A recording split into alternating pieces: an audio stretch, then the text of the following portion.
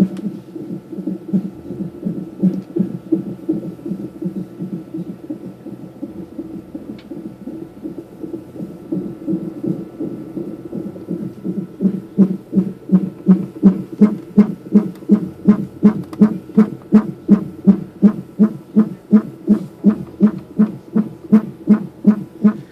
always think, like, when we're walking in the woods, I feel like that they're there. They would be having the times of their life, right? And like other kids their age, I watch them with their parents and I imagine them. That's what they would be like. I mean, I imagine what it would be like to go do like father-son camping trips or family camping trips, or just how much they would be. The journey that we've been on together, just in parenting after loss, has been amazing.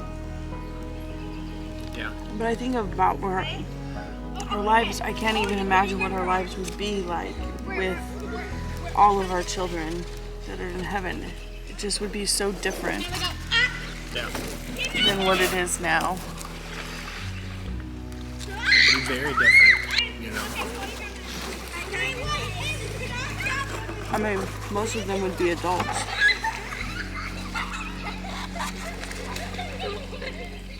Yeah. Be pretty close. Some of them would be adults over 18. Mm-hmm. Different thing. I mean, family gatherings. Our house would be full. Would be.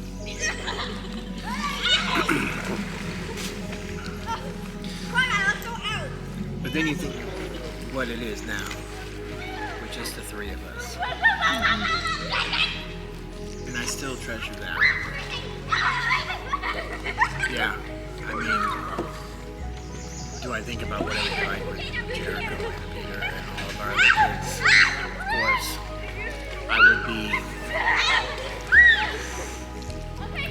It's hard not to think about that, especially around this time, around their birthdays and stuff. We had sons, and even though they're not here with us on earth, this side of heaven, I think just knowing that we had sons at one point, even if just for a moment. I mean, probably just the memory that kind of just that the Lord gave me of just being able to picture them in my mind and picturing them doing what they would normally be doing as, young boys, and imagining all the things that the fun we would have and the memories made. I think that brings a certain level of comfort. A certain level of comfort, a certain level of grief in terms of grieving what could have been. But I don't find myself grieving too much about what could have been so much. Yes, of course I wish they were here and that we would be able to, do life with them and enjoy every minute with them, as a couple of young boys.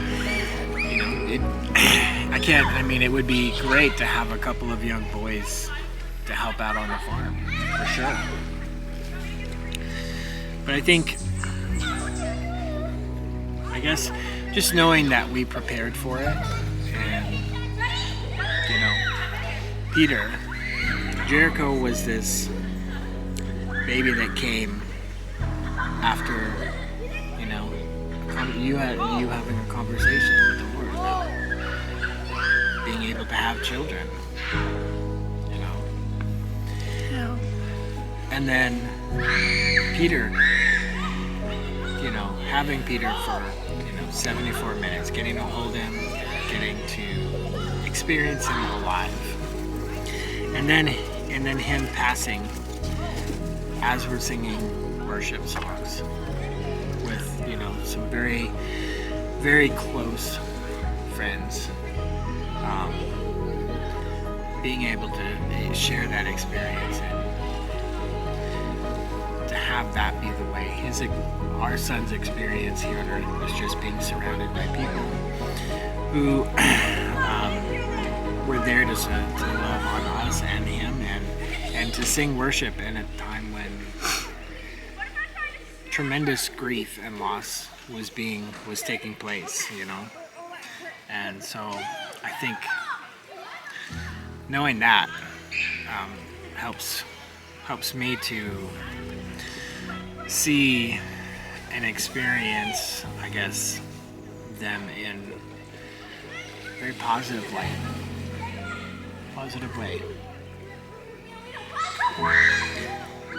You still have moments where you get sad, or you get the territory, I guess. What about you? Well, what do you think about, or what comforts you when thinking about it? the comfort I find in the loss of our 8 children is knowing that they're just a short walk with Jesus away. Like, it wasn't and hasn't ever been goodbye forever.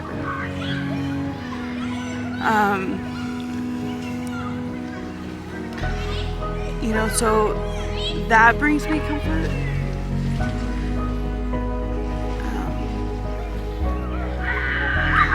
So I think, our last child we lost, Peter, he would have been 10 years old. So it's been 10 years. So as we've walked through this journey together, I think the Lord brings healing more and more. But there are times where, when we're in the woods working, I just know that our children would be having a blast. Whether, I picture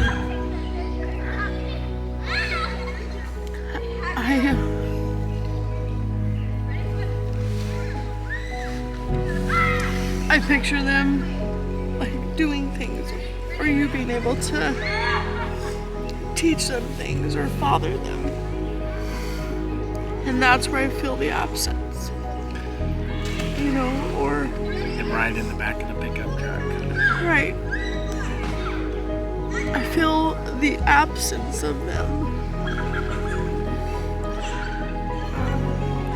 And I also know, in reality,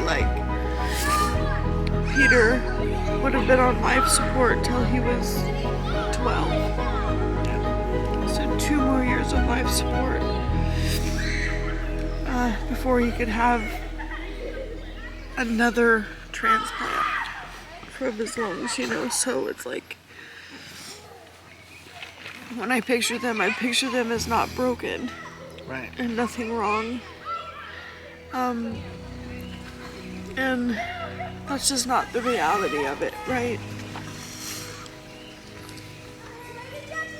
Some years are better than other years for grieving.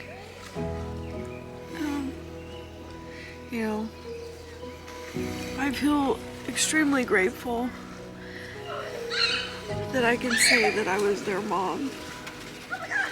And then sometimes I feel sorry for myself because it's not fair. It just doesn't feel fair.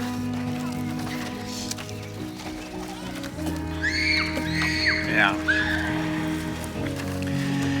Do you find it more difficult, or do you find yourself grieving, feeling that sense of loss more now that we have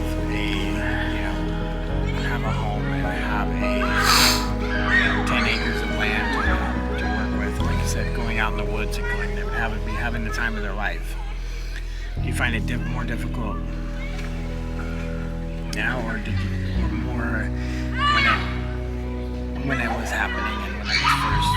I think it's different. I don't necessarily think it's more difficult.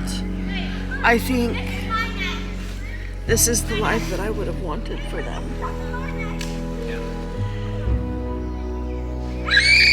because I think that they would have been happier. I think children are happier when they're doing life with their parents. I think it's the life that they would have wanted. Jericho, you know, his passing, you know, brought some healing in our marriage. You know, I was afraid of having more children and having children that would live and have special needs because I was tired and more fearful of you know, my body just betraying me and not necessarily having the strength to go through another loss. And so because of that, I was withholding myself from you. And then the Lord, you know, come take some time and spend some time with me, and I spent a couple days with him and came back and shared all that the Lord had given me with you, and we got pregnant right away. And I was so excited because I felt that Jericho was a blessing from God, which I still think he is. But that loss was completely different than any of the other losses. Okay, now Because I felt Jericho was like a promise.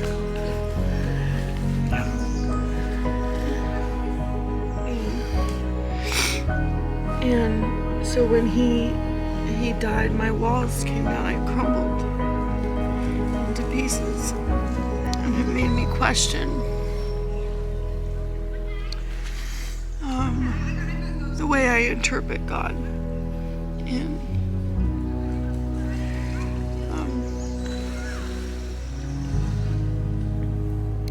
it made me question his heart for me.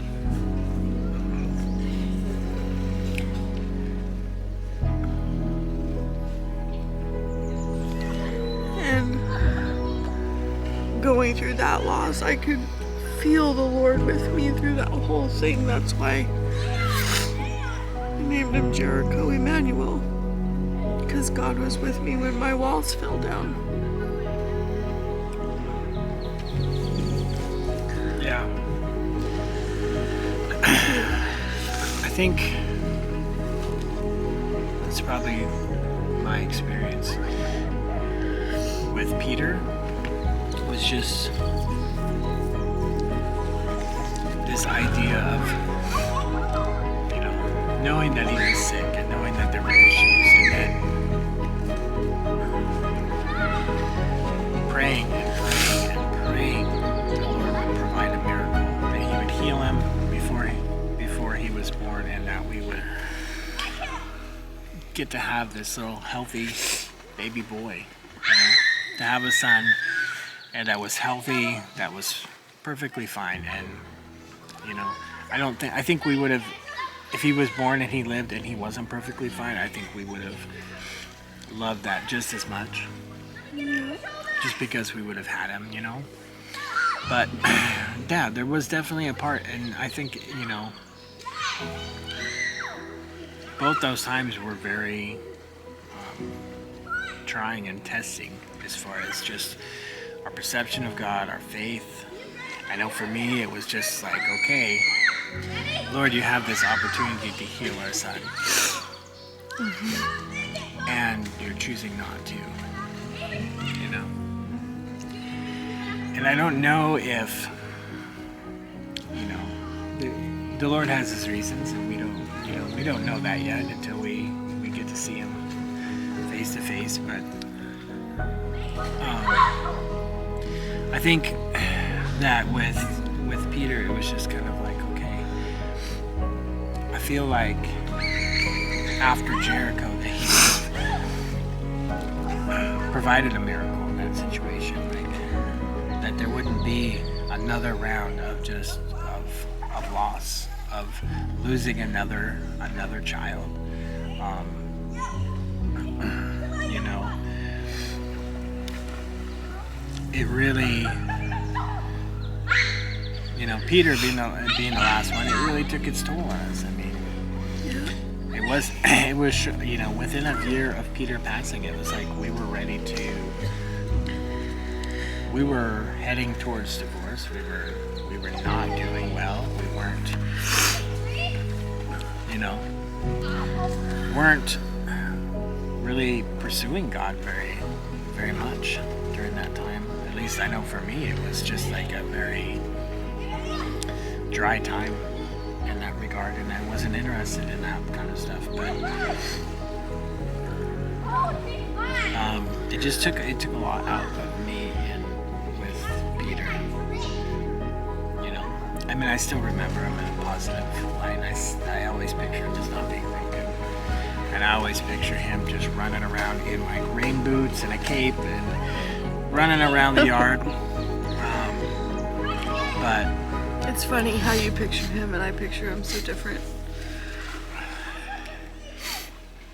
well, yeah. How do you picture him? He's a grown man. I Oh. know he's would be only 10, but when my water broke and I was in the hospital and you were on your way there, and they were like, Gloria, we either need to stop labor or keep labor, and you need to choose between life or ending your son's life today. And I couldn't make the decision. I was by myself. Yeah. Not that you didn't want to be there, you were on your way there. And so I kicked everybody out of the hospital room, and I asked the Lord, you know, I sank to my knees on the floor of the room, and I was like, I didn't know what to do, and I was weeping, and I felt like God put his arm around me, and he gave me a picture of his son and my son, and they were grown men in the prime of their lives, healthy, strong, and he said to me, won't you give me your son like I gave you mine?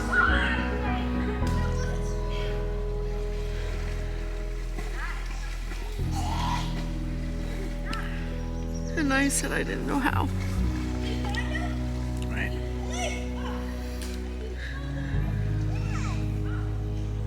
That's when I knew that his healing wouldn't come as far as what I pictured it or hoped for.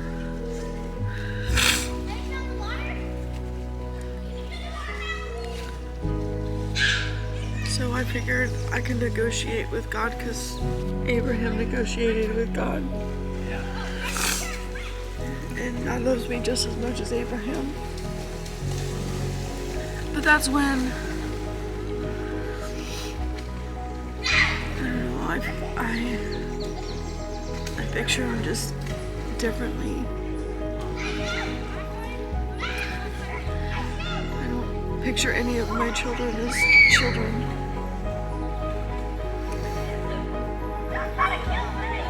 Yeah, I don't know. Peter was the one that he stuck out to me for me as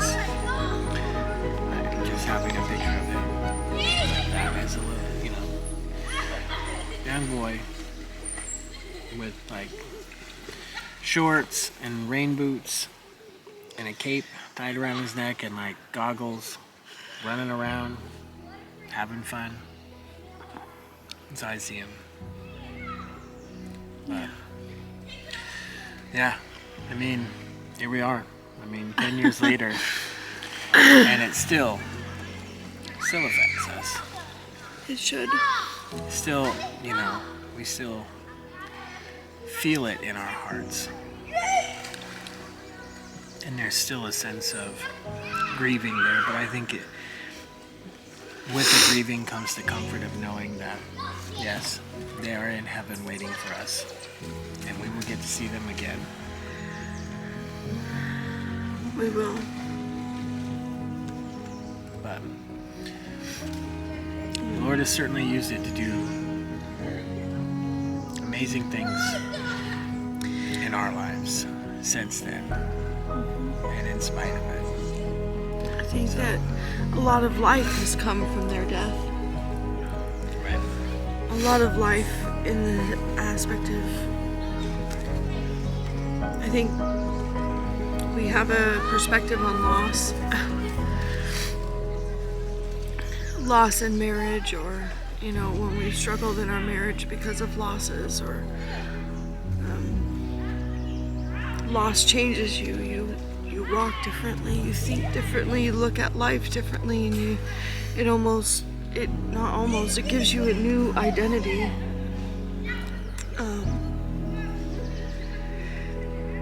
I think that we would not be able to give hope to people who are walking this journey if we had not walked it ourselves. Yeah. And I don't know if that's the reason why God allows certain things to take place, but I know this much, that I have found Him in the dirt, in the tears, in the screaming, and in the agony, and of my arms aching to hold children.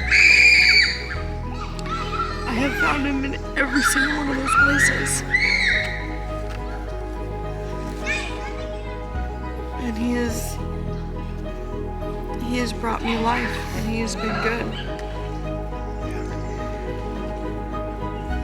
He is good. Yes, He is. Give me a kiss. We should sing Happy Birthday. Ready, Daddy? Mom, who's here? All right. Happy birthday. Ready? 1, Avery. 3. Candy. Happy birthday.